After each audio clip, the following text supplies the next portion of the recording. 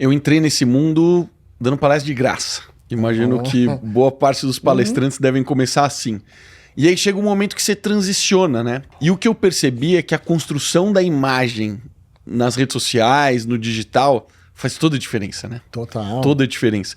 E eu vejo que, na medida que essas pessoas vão crescendo cada vez mais, os grandes palestrantes que vão tendo milhões de seguidores, etc., você começa a ter um problema, porque você é muito assediado. Todo mundo quer você.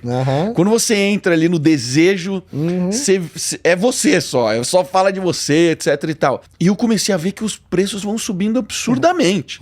Eu gostaria de escutar de você assim, mas eu já vi amigo meu falando que tá cobrando 180 mil uma palestra e tal. Me conta um pouco.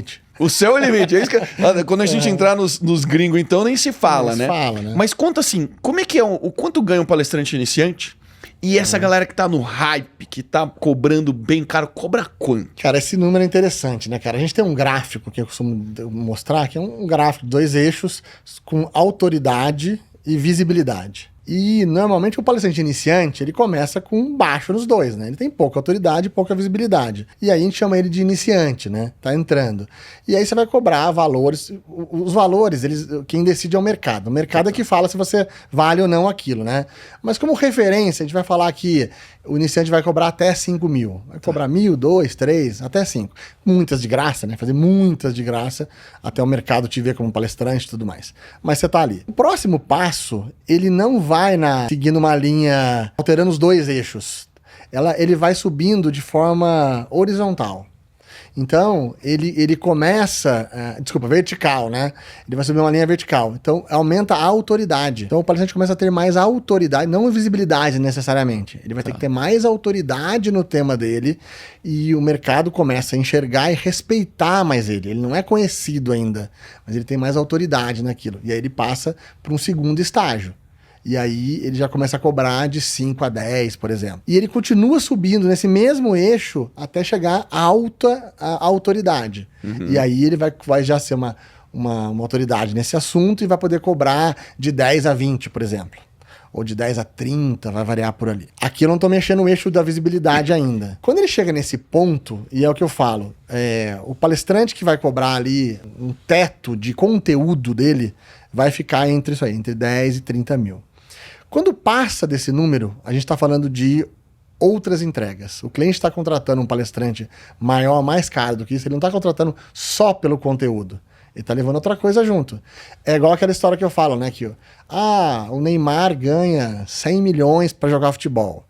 Ninguém ganha 100 milhões para jogar futebol, né? Pois é. Ele ganha, não tem como. Ele ganha 1 milhão para jogar futebol, 100 mil. O resto é para vender camisa, para vender pay-per-view, campeonato árabe transmitido no mundo inteiro. Tem muito mais a ver com isso, né? Total. A mesma coisa do palestrante. O conteúdo dele, ele vai até um ponto, após disso é outra coisa. Então, quando alguém contrata o Bernardinho, por exemplo, ele tá levando um baita conteúdo, o Bernardinho é excelente, né? Uma baita entrega, mas ele tem uma outra camada ali, né? Ele tá levando alguém pra convenção dele, que é um nome legal, que vai atrair público, ou que vai trazer uma menção diferente pro meu evento. Tem uma outra camada que a gente chama de uso de imagem envolvido ali dentro. Então, esse eixo, quando ele vai até o alto, para ele começar a caminhar e seguir, ele começa a caminhar aí sim na horizontal agora, de visibilidade. E aí ele parte de alta autoridade para média visibilidade, já começa de 30 a cobrar algo em torno de 50, por ali. Quando ele chega em alta visibilidade, então ele tem alta autoridade e alta visibilidade. O ápice. Aí já está cobrando 100, por exemplo. E aí tem um passo a mais do que esse, que é altíssima visibilidade. Que daí ele já virou celebridade. É o hypado, cara. O hypado. Esse, o céu é o limite. Porque daí não tem... Mesmo. Porque daí você pode cobrar 100, 150, 200, 500 mil.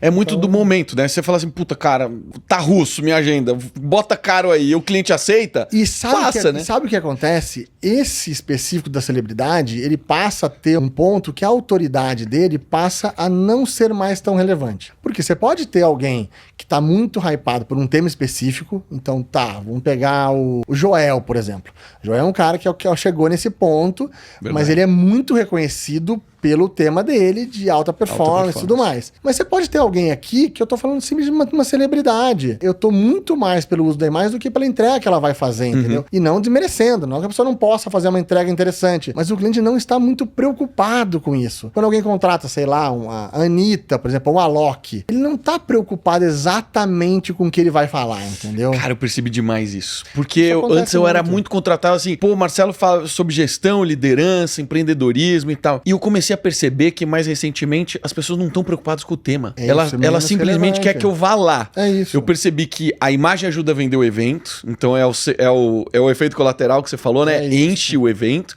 Mas assim, eu quero uma palestra do Marcelo. Não importa o que ele vai falar. É isso. E aí você tem esses dois mundos, né? Quando você pega o mundo, principalmente dos eventos, né? Que a gente chama da vitrine desse mercado, isso passa a ser muito mais relevante. Porque os eventos precisam disso, né? Eu preciso ter nomes. Se eu sou organizador de um evento, eu vou pensar, preciso de nomes que vão atrair o público. Isso é fundamental. Quando eu vou pro lado in company, treinamentos internos de equipe, isso já muda um pouco. Então não é que a pessoa não queira também, mas ela não precisa disso, né?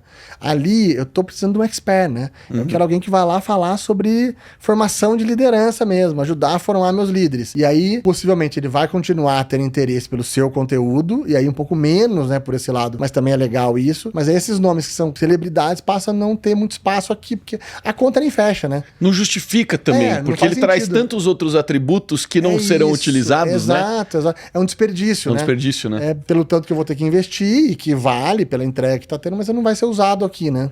Total.